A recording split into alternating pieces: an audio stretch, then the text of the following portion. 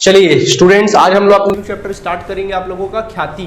तो सवाल उठता है कि हम लोग साझेदारी फर्म में जो हम लोग स्टार्ट करेंगे क्या है, ख्याति। सवाल उठता है ख्याति का मतलब होता क्या है। आप तो सुने हो ख्याति का मतलब क्या होता है, कुछ बता सकते हो। ख्याति सुने तो बहुत हो ख्याति, लेकिन ख्याति होता क्या है, कुछ आइडिया है?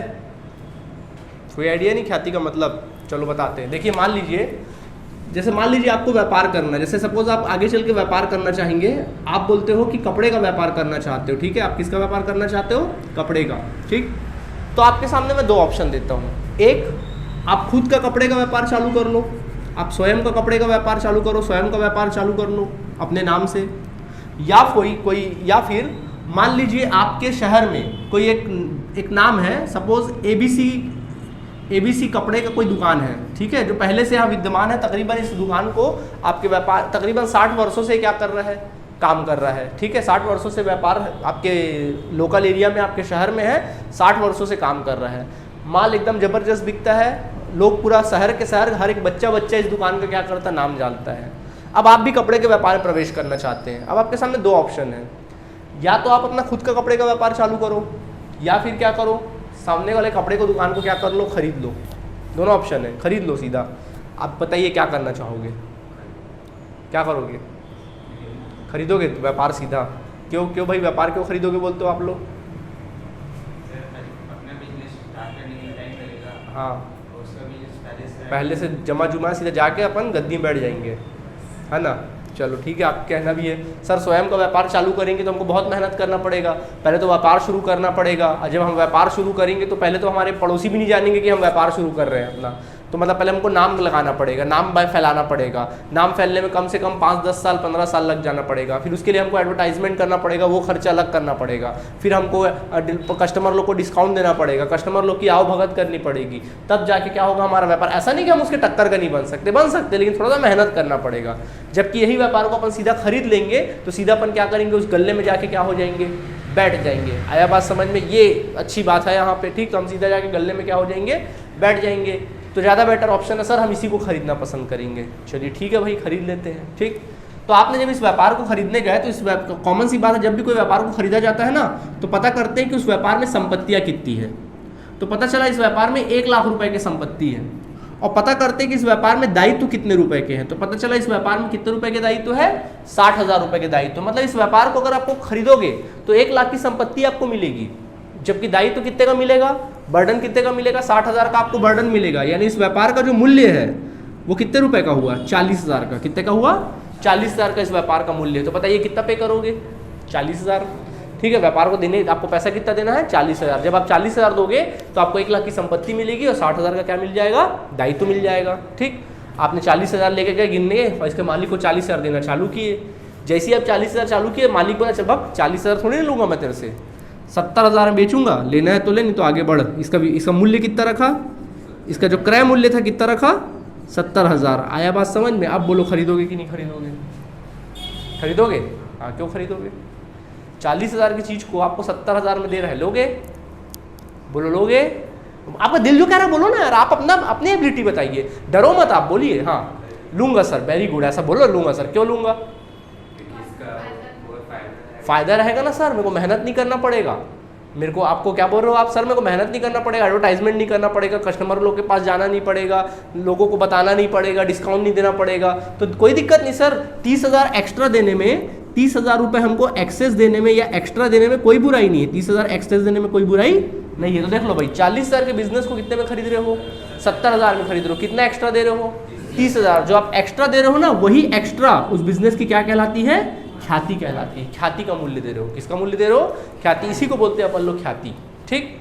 सवाल उठता है 30,000 आया कैसे होगा, कैसे पता चला होगा एबीसी के मालिक को कि मेरे को 30,000 ही एक्स्ट्रा लेना है। कहीं ऐसा तो नहीं वो आपसे जरूरत से ज़्यादा ले रहा है, या कहीं ऐसा तो नहीं आपसे जरूरत से कम ले रहा है। ये भी तो हो सकता है। कैसे पता चला होगा कि उसको 30,000 ही एक्स्ट्रा लेना है? वो ऐसा क्यों नहीं बोला मैं 20,000 एक्स्ट्रा लूँगा, वो ऐसा क्यों नहीं बोला कि मैं 10,000 एक्स्ट्रा लूँगा, वो ऐसा क्यों नहीं बोला कि मैं 50,000 एक्स्ट्रा लूँगा? क्यों नहीं बोला? 30 में आके क्यों रुका वो? क्योंकि 30,000 को उसने कैलकुलेट किया होगा। क्या किया होगा, कैलकुलेट किया होगा। तो ख्याति की गणना सीखेंगे अपन लोग, क्या यही ख्याति है, और गणना करना हम लोग सीखेंगे। तो जो 30,000 कैलकुलेट किया होगा ना, वो कैसे कैलकुलेट किया होगा वही हम सीखने वाले हैं आज के चैप्टर में, ठीक है। तो बेटा आज हम समझने वाले हैं ख्याति की मूल्यांकन मूल्यांकन की विधियाँ, ख्याति की मूल्यांकन की क्या विधियाँ। तो ख्याति का मूल्यांकन किस प्रकार किया जाता है उसकी विधियाँ अपन क्या करेंगे देखेंगे। तो ख्याति के मूल्यांकन किस प्रकार किया जाता है उसकी विधि देखो। तो देखो ख्याति का मूल्यांकन जो किया जाता है वो अलग अलग विधि से किया जाता है। सबसे पहला होता है औसत लाभ विधि, औसत लाभ विधि, औसत लाभ विधि होता है। दूसरा विधि होता है अधिलाभ विधि, अधिलाभ विधि। तीसरा जो विधि होता है वो होता है तुम्हारा पूंजीकरण विधि, पूंजीकरण विधि होता है। और चौथा जो होता है वो तुम्हारा होता है वार्षिकी विधि, वार्षिकी विधि। समझ में आ गया। बारी बारी सब विधि को अपन डिस्कस करेंगे। 4 विधियां होती है और ख्याति की गणना करने की। तो सबसे पहले बात करते हैं अपन लोग औसत लाभ विधि। तो औसत लाभ विधि क्या होती है। तो बच्चों औसत लाभ विधि वो होती है जैसे कि देखिए ख्याति निकालना है, अच्छी बात। जैसे आप लोग अभी आप स्टूडेंट हो, जैसे अभी क्या हो स्टूडेंट, जैसे क्लास में जाते हो तो पूछते हो ना यार सबसे अच्छा पढ़ता कौन है। जैसे जनरली आप लोग स्टूडेंट तो आप लोग की ख्याति किससे ज़्यादा डिटरमाइन की जाती होगी, किससे निर्धारित होती है आपकी पढ़ाई से। हम पूछते ना अरे यार यहाँ पढ़ता कौन। जैसे कई बार होता है ना टीचर कुछ ऐसे बच्चों को ज़्यादा पसंद करते हैं हम लोग के स्कूल में जो पढ़ते बहुत अच्छा है, यानी उसकी ख्याति क्या होती है बड़ी स्ट्रांग होती है। तो उसके ख्याति का मेन आधार क्या होता है, उसके पहचान का मेन आधार क्या होता है। उसके पहचान का मेन आधार होता है उसकी पढ़ाई। और उसका पढ़ाई पता कैसे चलता है, उसका रिजल्ट से।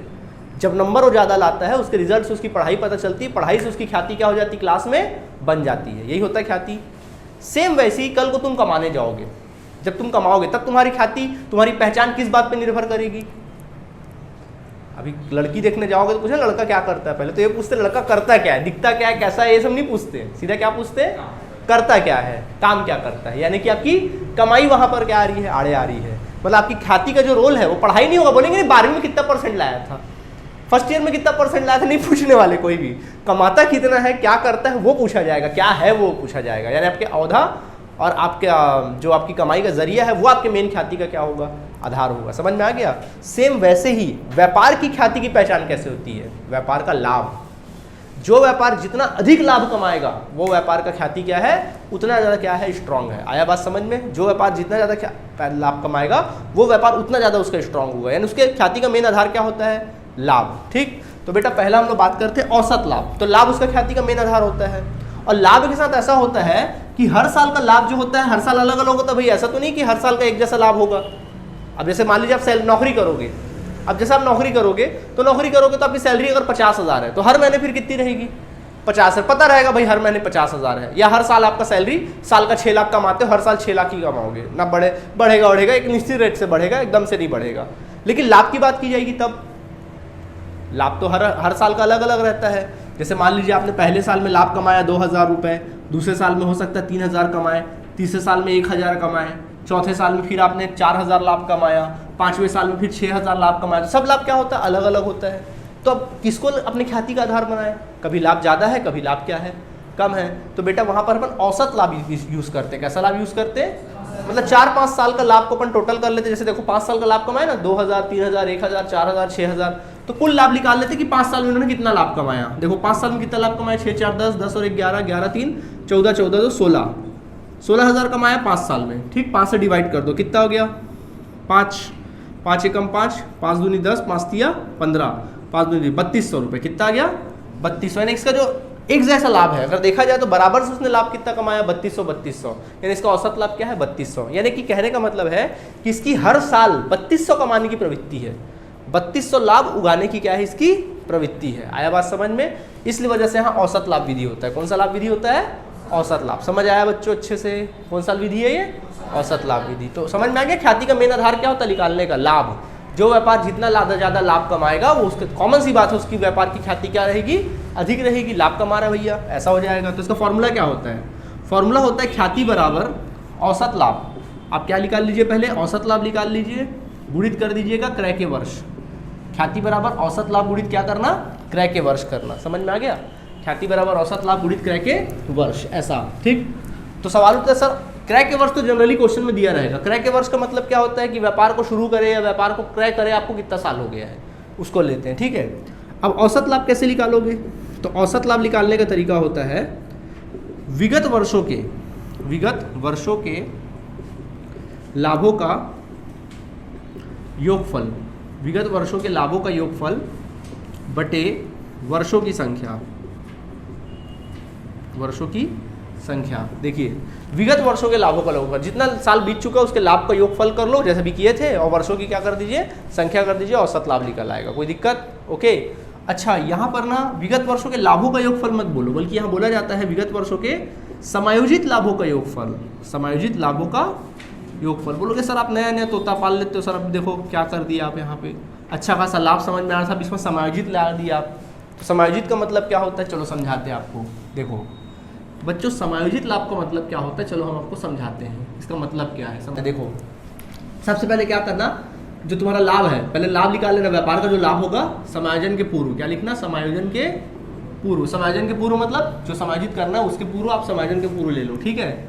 अब क्या करोगे, इसमें क्या करना, इसमें प्लस करना। क्या प्लस करना, किसी प्रकार का, जैसे कि मान लीजिए जैसे कि कोई एबनॉर्मल एक्सपेंसेस हो जाता है। एबनॉर्मल मतलब एक प्रकार से बोल सकते हैं असाधारण व्यय। क्या हो गया, असाधारण व्यय हो गया। असाधारण व्यय, किसी प्रकार का असाधारण व्यय या हानि हो गई है तो क्या हो गया होगा, घट गया होगा लाभ में से। क्या कर दो, उसको पुनः जोड़ दो, क्योंकि वो बार बार नहीं होगा। ऐसा समझ में आ गया, ऐसी गलती बार बार नहीं होगी। इसके अलावा कोई भी असाधारण आय या असाधारण लाभ क्या हो गया होगा, जुड़ गया होगा, तो क्या कर दो, घटा दो। असाधारण आय या लाभ को क्या कर दीजिए, घटा दीजिए। क्यों, क्योंकि वो गलती से जुड़ गया होगा। लाभ को क्या कर दीजिए, घटा दीजिए। समझ में आ गया कि नहीं आ गया, समायोजन हो जाएगा, ठीक है। ओके ठीक। इसके अलावा कोई ऐसा व्यय जो संचालन व्यय से रिलेटेड है, मतलब वो व्यापार के संचालन से रिलेटेड है, जिसको घटाना चाहिए था परंतु आपने घटाया नहीं है। जैसे मान लीजिए माल जल गया, माल जल गया, बताओ ये कैसा व्यय है, नॉर्मल व्यय है या अबनॉर्मल व्यय है, साधारण व्यय है व्यापार का या असाधारण व्यय है, असाधारण व्यय है, माल जल गया, ठीक। अब माल जल गया, चलो असाधारण है, आपने जोड़ दिया, चलो ठीक है, बार बार नहीं होगा। लेकिन अब आपने डिसीजन लिया कि चलो माल का बीमा कराएंगे, तो बीमा व्यय दोगे। अभी बीमा व्यय है वो कैसा व्यय है, व्यापार का रेगुलर खर्चा, वो तो देना ही पड़ेगा चाहे माल जले या ना जले, है ना। तो वही संचालन व्यय है, यानी कोई संचालन व्यय अगर सामने आता है जिसको घटाया नहीं गया तो उसको क्या कर देना, घटा देना। समझ में आ गया, इसको घटा दो। इसके अलावा अगर कोई साझेदार का पारिश्रमिक है, किसी प्रकार का साझेदार का पारिश्रमिक है और वो घटाया नहीं गया है तो उसको भी क्या कर देना, घटा देना कुल मिला के। अगर नहीं घटा तो घटा दीजिएगा, ठीक। जब घटा के निकालोगे बच्चों तो क्या आएगा, समायोजित लाभ, मतलब ऐसा लाभ जो आपके मेहनत का लाभ है, जो शुद्ध लाभ है। कैसा लाभ है, जो मेहनत का लाभ है, यही वो लाभ होगा जिसके आधार पर आप ख्याति का क्या करेंगे, मूल्यांकन करेंगे। आया बात समझ में आप सभी को, ठीक है। अब मैं थोड़ा लिस्ट दे देता हूँ कि असाधारण व्यय के एग्जाम्पल क्या क्या है। चलो देखो, असाधारण व्यय ऐसा व्यय या हानि जो बार बार नहीं होगा। जैसे क्या होता है, जैसे माल या संपत्ति का नष्ट होना, माल या संपत्ति का नष्ट होना। कोई भी माल या संपत्ति नष्ट होती है तो ये ऐसा हानि है जो बार बार नहीं होगा, ठीक है। और क्या हो सकता है, बस यही तो है, और कि मेरे ख्याल से और कुछ खास है नहीं, यही है बस, इतना ही तो है, और कुछ भी नहीं मिलेगा, इसके अलावा और कुछ नहीं है। असाधारण व्यय हानि में यही तो है, माल का संपत्ति नष्ट हो जाना, ये सभी चीज़ें होती है, बाकी सब तो नॉर्मल रहता है, ठीक है। असाधारण आय का एग्जाम्पल क्या क्या हो सकता है, असाधारण आय, असाधारण आय मतलब ऐसा आय या लाभ जो आपके व्यापार से संबंधित नहीं है। व्यापार से संबंधित क्या होता है, जो माल बेचते हो वही आपके व्यापार का संबंधित होता है। अब जैसे मान लीजिए असाधारण आय का मतलब क्या होता है, जो व्यापार संबंधित नहीं है। जैसे कि मान लीजिए किसी प्रकार का आपको किराया प्राप्त हुआ, किराया प्राप्त हुआ, या विनियोग से आय, विनियोग से आय, ठीक है, या किसी प्रकार का लाभांश, या फिर क्या मिलता है, ब्याज मिलता है आपको किसी प्रकार का। क्या आप इसका व्यापार करते हो क्या, नहीं, तो ये भी आय में जुड़ जाता है ना, तो इसको क्या कर देंगे अपन लोग, फिर से घटा देंगे तो साथ बन जाएगी। नहीं आया समझ में, एक बार रिपीट कर लेते फिर समझते। देखो क्या लिखा हम लोगों ने, औसत लाभ विधि जो होता है उसमें ख्याति का मूल्यांकन किस प्रकार किया जाता है, औसत लाभ के आधार पर किया जाता है। औसत लाभ कैसे निकालोगे, औसत लाभ गुणित क्रय के वर्ष। तो औसत लाभ कैसे निकालोगे, विगत वर्षों के समायोजित लाभों का योगफल बटे वर्षों की संख्या, ठीक। अब समायोजित लाभ कैसे निकालोगे, पढ़ने वढ़ने जैसा कुछ नहीं है, दिमाग लगाना भाई। जो लाभ रहेगा उस लाभ में अगर ऐसा कोई असाधारण व्यय या हानि घट गया है तो क्या कर दोगे, जोड़ दोगे। कोई भी असाधारण आय या लाभ जुड़ गया है जो व्यापार से संबंधित नहीं है, क्या कर दोगे, घटा दोगे। आपका मेन इंटेंशन है कि मैं मेहनत का पैसा निकालना है, बात खत्म, ठीक है। जैसे मान लीजिए कल को आप रेलवे में नौकरी लगते हो, आपको 50,000 सैलरी मिल रही है, ठीक है, रेलवे में आप काम करो, 50,000 सैलरी मिल रही है, और आपके घर में कुछ किराया है, आपके पास खुद का मकान है और आपने ऊपर का भाग को किराए पे दे के रखा है, वहाँ से आपको 50,000 हर महीने किराया आ रहा है, कुल मिला कितना कमा रहे हो, लेकिन आपकी मेहनत का कितना है, 50,000, बस वही चीज़ निकालना है। यानी 1 लाख में आप उसको अलग कर दो जो इधर उधर से आया, ठीक है, ये कहने का मतलब है। क्लियर है? समायोजित लाभ आ जाएगा।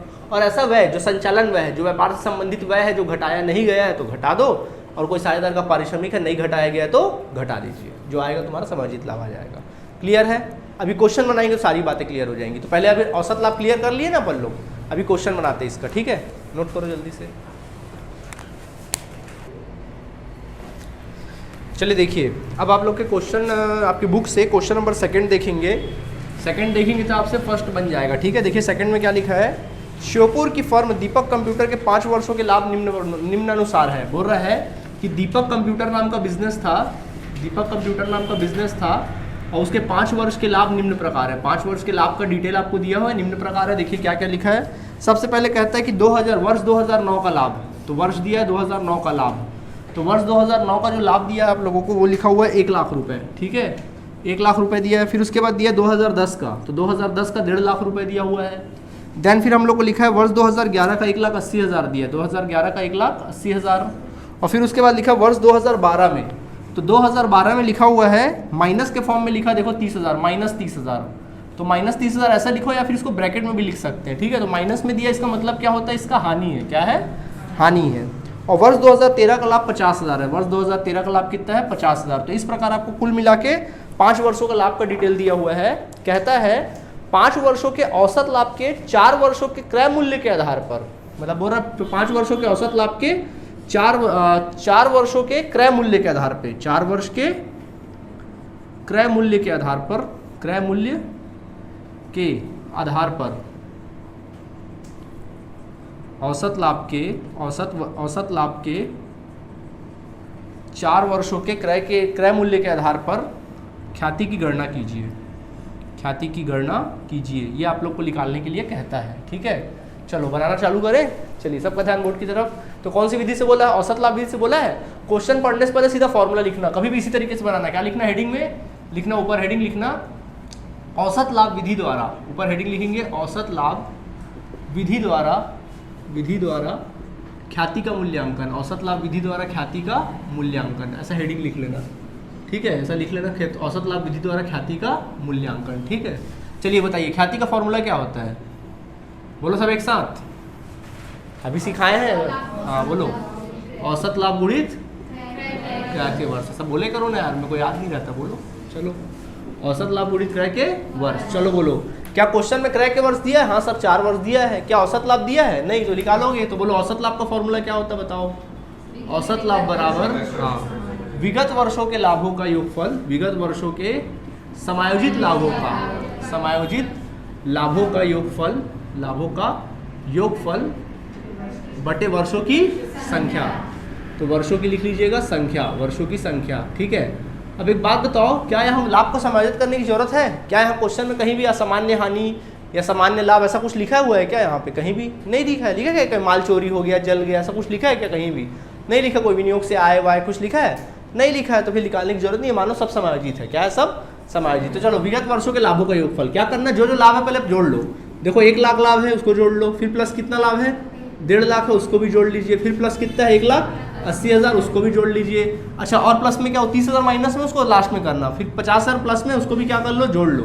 जबकि हानि वाले को क्या करना है, घटाना है। तो हानि कितना 30,000 है, क्या लिख दो हम माइनस में लिख दो। समझ आया कि नहीं आया? ठीक, तो जो प्लस है उसको प्लस करो, जो हानि है उसको माइनस करो। देखो कितनी संख्या हुई, 1 2 3 4 5, 5 लाभ है, डिवाइड बाय 5 कर दो। चलो पहले जोड़ो, कैसे जोड़ोगे, 1 और 1 2 लाख, 2 और 1 3 लाख, तो 3 लाख अलग हो गया, उसको अलग से रख लो। फिर उसके बाद 50,000, 8 5 13, 13 और 5 बोलो बोलो, 13 और 5 18, कितना हो गया 18, यानी कितना हो गया 1,80,000 हो गया। समझ में आ गया? 80,000 हो गया।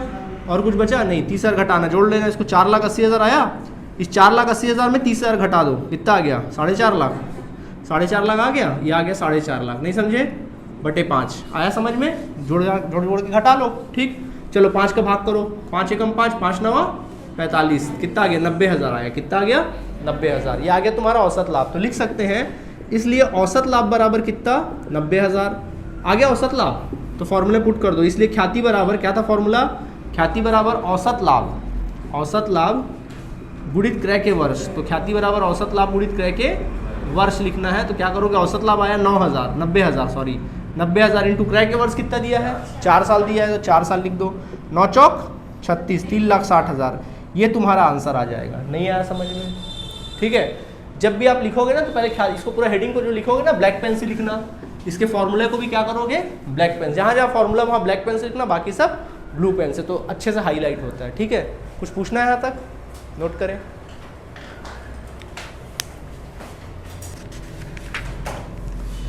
चलिए देखिए, अब हम लोग बारी करें क्वेश्चन नंबर 4 की। ठीक है, 4 देखिए, 1 2 तो मैंने बता दिया, 3 बन जाएगा, होमवर्क रहेगा। 4th में बता रहा हूँ, देखो 4th में क्या लिखा है। 4th में लिखा है आ और बा एक फर्म में पिछले 3 वर्षों से विद्यमान है, मतलब आ बा दोनों साझेदार है 3 वर्षों से। प्रथम वर्ष में 2.5 लाख का लाभ कमाया। बोल रहा हूँ उन्होंने प्रथम वर्ष में, फर्स्ट ईयर में कितने का लाभ कमाया, 2.5 लाख रुपए का लाभ कमाया। अब कहता है दूसरे वर्ष ने उसने प्रथम वर्ष की अपेक्षा 50,000 अधिक लाभ कमाया। बोल रहा है कि दूसरे वर्ष में जो लाभ कमाया ना, वो बोल रहा है प्रथम वर्ष की अपेक्षा 50,000 ज़्यादा कमाया। तो पिछले साल की अपेक्षा जब 50,000 ज़्यादा कमाया, तो बताओ इस साल कितना कमाया होगा, 3 लाख। वेरी गुड, इस साल कमाया होगा कितना, 3 लाख। पिछले साल 2.5 लाख प्लस 50,000 कितना हो गया, 3 लाख। फिर कहता है तीसरे वर्ष में उसने दूसरे वर्ष की तुलना में 1 लाख कम कमाया। बोल रहा है कि तीसरे वर्ष में जो लाभ कमाया वो दूसरे वर्ष की तुलना में 1 लाख कम कमाया। तो कितना कमाया होगा, 2 लाख। तो देख लो भैया 3 साल का लाभ आपके सामने है, 2.5 लाख, 3 लाख और 2 लाख। समझ में आ गया, ये बोल रहा है। आपको कहता है कि औसत लाभ के 2 वर्षों के क्रय के आधार पर ख्याति की गणना कीजिए। क्या बोल रहा है, 2 वर्षों के क्रय के आधार पर, क्रय वर्ष के आधार पर, क्रय के आधार पर औसत लाभ विधि द्वारा, औसत लाभ विधि द्वारा ख्याति की गणना कीजिए, ख्याति की गणना कीजिए। ठीक, तो ये आप लोग को निकालने के लिए कहता है। तो चलो बनाना चालू करें। चलिए सबका ध्यान बोर्ड की तरफ। तो देखिए, जैसे कि आपको पता है ऊपर हेडिंग क्या लिखेंगे, क्वेश्चन नंबर कितना है, 4th है, क्या लिखोगे, औसत लाभ विधि द्वारा ख्याति की मूल्यांकन लिख लेना। ख्याति का फॉर्मूला लिखना, बोलो सब एक साथ, फॉर्मूला क्या होता है, हाँ ओके। और औसत लाभ का फॉर्मूला क्या होता है, ठीक है, लिख दिए। चलो औसत लाभ निकालें। तो चलो 3 साल है ना, यहाँ पे 3 साल का औसत लाभ निकाल दो। तो विगत वर्षों के लाभों का योगफल, तो लाभ को कितने कितने लाभ है, 2.5 लाख रुपए लाभ है, फिर कितना लाभ है, 3 लाख रुपए लाभ है, एंड देन फिर 2 लाख रुपए लाभ है, बटे कितना, बोलो 3 साल है। चलो 2 और 1 3, 5 लाख, 3 2 5 लाख, 5 7.5 लाख, कितना आ गया, 7.5 लाख भागित 3 कर दो। ठीक, चलो कितना आ जाएगा बताओ, 2.5 लाख, देख लो कितना आएगा, 2.5 लाख आ जाएगा। चलो ठीक, तो आ गया औसत लाभ 2.5 लाख। तो लिख सकते देन औसत लाभ बराबर कितना, 2.5 लाख। ठीक, तो अपन लिख सकते इसलिए ख्याति बराबर औसत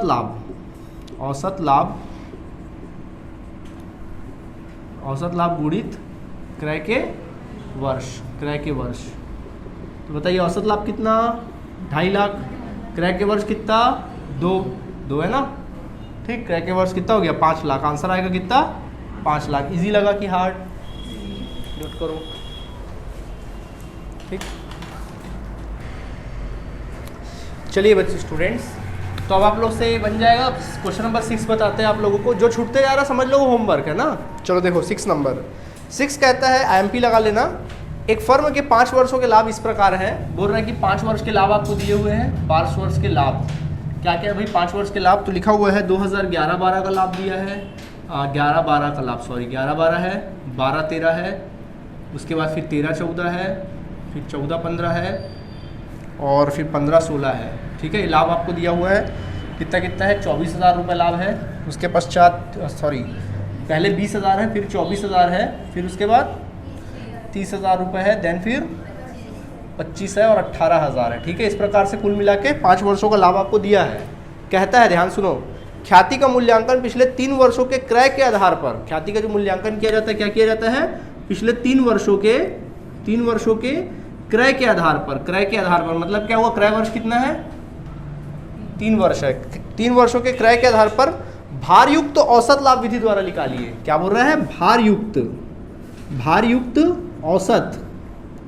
औसत लाभ विधि द्वारा ख्याति निकालिए। तो देखिए इस बार औसत लाभ नहीं बोला है, क्या बोला है, भार युक्त बोला है। और देखो भार भी दिया इस बार, क्या दिया देखो, भार आपको लिखा हुआ है, भार क्रमशः, भार क्रमशः कितना कितना दिया देखो, 1 2 3 4 5, 1 2 3 4 और 5 दिया, भार भी दिया इस बार कितना 5। तो बोलो कि सर ये भार वाली कहानी क्या है, बड़ा सिंपल है, पहले फॉर्मूला लिखते हैं अपन लोग। तो देखो जहाँ पे अपन लिखते हैं ना औसत लाभ विधि द्वारा ख्याति का मूल्यांकन, वहाँ क्या लिखोगे, भार युक्त औसत विधि द्वारा, भार युक्त औसत लाभ विधि द्वारा ख्याति का मूल्यांकन, ऐसा हेडिंग डालेंगे अपन लोग, ख्याति का मूल्यांकन, ठीक है, ख्याति का मूल्यांकन ये लिख लेंगे अपन लोग हेडिंग में। अब चलिए फॉर्मूला क्या होगा, जैसे कि आपको पता है ख्याति का फॉर्मूला क्या होता था बताओ, औसत लाभ गुणित क्रय के वर्ष। तो यहाँ रहेगा भार युक्त औसत लाभ गुणित, या भारित भी बोल सकते हैं, भारित औसत लाभ, भारित तो बोला या भारित भी बोला जा सकता है, भारित औसत लाभ गुणित क्रय के वर्ष, ये आप लिख लेंगे, भारित औसत लाभ गुणित क्रय के क्या लिख लेंगे, वर्ष लिख लेंगे।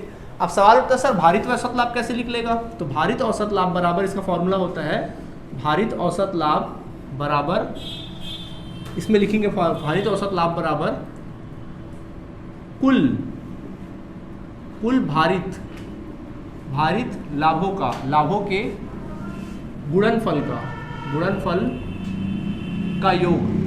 का योग बटे भार की संख्या, भार का योगफल, क्या लिखेंगे, बटे भार का योगफल। चलो इस बात को हम समझाते हैं। तो देखो कैसे समझाना है, बड़ा सिंपल है, बनाओ कैसे, यहाँ पे लिखना वर्ष, ठीक है, यहाँ पे लिखना वर्ष लिख लेना, यहाँ पे लिखना लाभ, यहाँ पे लिखना भार और यहाँ पे लिख लेना गुणनफल। इसको बनाने का यही तरीका है, ठीक है। अब समझो वर्ष कौन कौन सा, देखो 11 12, फिर उसके बाद 12 13, फिर उसके बाद 13 14, 14 15 और फिर 15 16।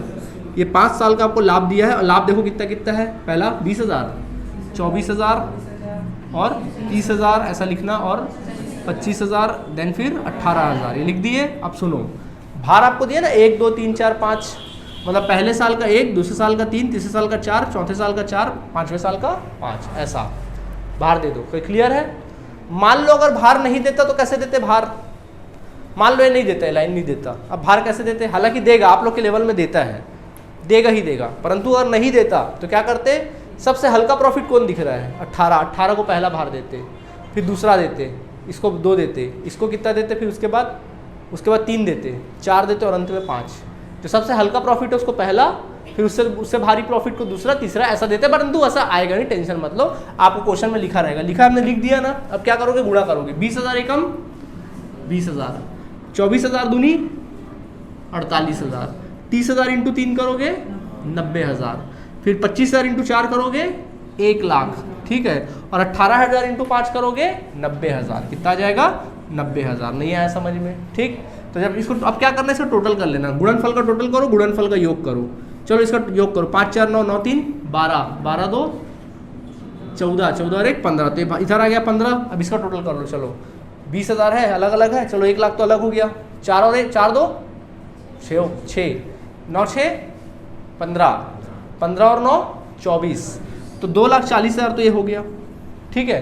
अब बचा क्या, 1 लाख तो ऑलरेडी था ही था, 1 लाख को अलग रखो, तो ये टोटल कितना हो गया, 3,40,000 टोटल फिलहाल हो गया, 3,40,000 टोटल कर लिया अपन लो, ठीक है। अच्छा और कुछ बचा नहीं बचा, 3,40,000 सीधा कितना आ गया, 3,40,000, ये भार टोटल आ गया योगफल का। नहीं समझ आया,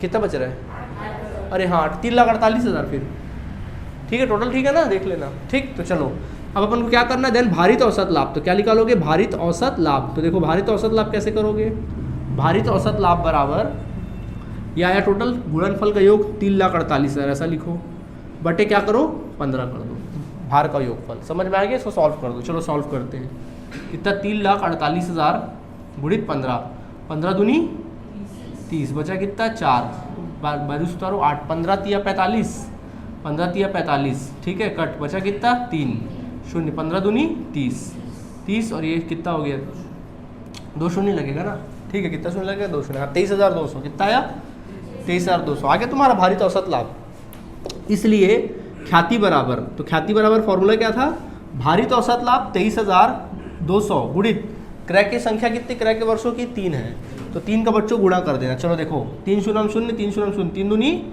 3 तिया 3 दूनी 6, ये आंसर आएगा। नहीं आया समझ में, आगे समझ में? तो आज हमारा औसत लाभ विधि क्या हुआ, खत्म हुआ। समझ में आ गया? 7वां नंबर जो क्वेश्चन है ना उसको डिलीट कर देना। नए बुक से 7वां नंबर क्वेश्चन है ना, लिखा है 1 वर्ष की फर्म की ख्याति का मूल्यांकन, ये नए बुक में दिया ना, पुराने बुक में मेरे ख्याल सबसे अंत में दिया होगा, नए बुक में दिया 7वें नंबर क्वेश्चन, जिसमें लिखा होगा मतलब 1 सितंबर को यंत्र का मरम्मत और मरम्मत दुनिया भर का लिखा होगा ना, उसको डिलीट कर दो, वो कभी नहीं आएगा आपके एग्जाम में, डिलीट ही कर दो, बनाने की आवश्यकता ही नहीं है। तो आप लोग को 6 नंबर तक का क्या करना है, होमवर्क करना है। तो आज हमारा औसत लाभ विधि क्या हुआ, खत्म हुआ। कल हम लोग नेक्स्ट विधि देखेंगे, कौन सी विधि, अधिलाभ विधि। ओके, बना के लाएंगे। Okay, thank you.